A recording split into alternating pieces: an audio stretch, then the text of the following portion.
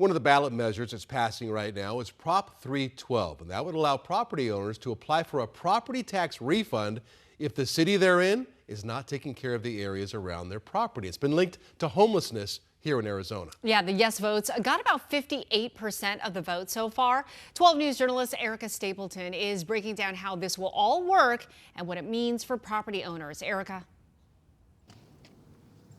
Yeah, Tram and Troy, one of the areas that comes to mind for me as an example where this could possibly apply is the Zone neighborhood where I'm out in right now. It used to be where Phoenix's largest homeless encampment was. And for the past few years, I've talked with property owners here who said they've been frustrated with how the city's handled homelessness in this neighborhood, including Joe and Debbie Falacci of the Old Station Sub Shop. The likely passage of Prop 312. Shocked, but happy, real happy.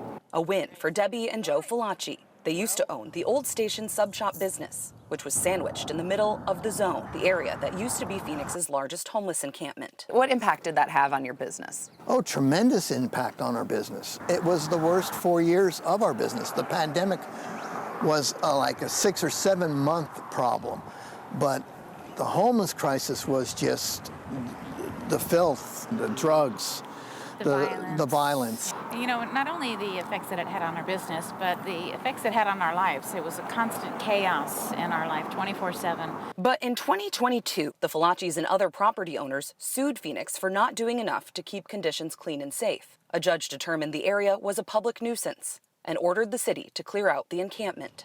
And under Prop 312, The city is under the gun now to do what they're supposed to do, is take care of their citizens, take care of their neighborhoods. If you have incurred damages as a direct response to the city's purposeful failure to enforce certain zoning ordinances, usually relating to the homeless, but having to do with public camping, public intoxication, public urination, those types of things. If you have documented expenses for those, you are able to submit those expenses to the Arizona Department of Revenue and get a refund for those expenses. Jenna Bentley is the Director of Government Affairs with the Goldwater Institute, the group pushing for Prop 312 to pass. Starting next year, she says when people submit a claim to the DOR, cities will have the opportunity to contest the claim. People can submit a claim once a year, and the refund that year can't exceed the amount they paid in property taxes. People can apply for up to 10 years, and there needs to be proof of expenses, and proof these expenses are related to municipalities failing to enforce these kinds of ordinances or address a public nuisance. The main reason we pay property taxes are for public health and safety services. It's not fair that the taxpayer should have to take those burdens on themselves.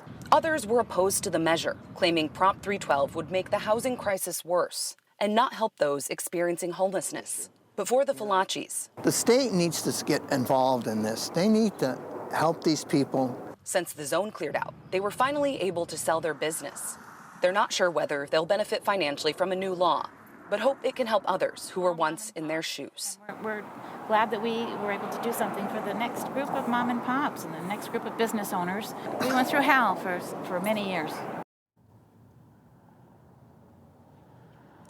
Of course, votes are still coming in, and this measure has not been called yet, but it is leaning, as of last check, towards that yes, it's going to pass. And if it does, people can start applying for those possible refunds starting in 2025. But again, you got to have documentation for that to even, consider going forward. Yeah, and that money, that could really add up if nothing is done. Where will this refund money come from? People might think it's coming from property taxes because it's related to that. But what I learned from Jenna with the Goldwater Institute is that it's not coming from that property tax pot. It's coming from something called shared revenue. So it's another source of money that the state has. Again, those would have to be approved by the Department of Revenue.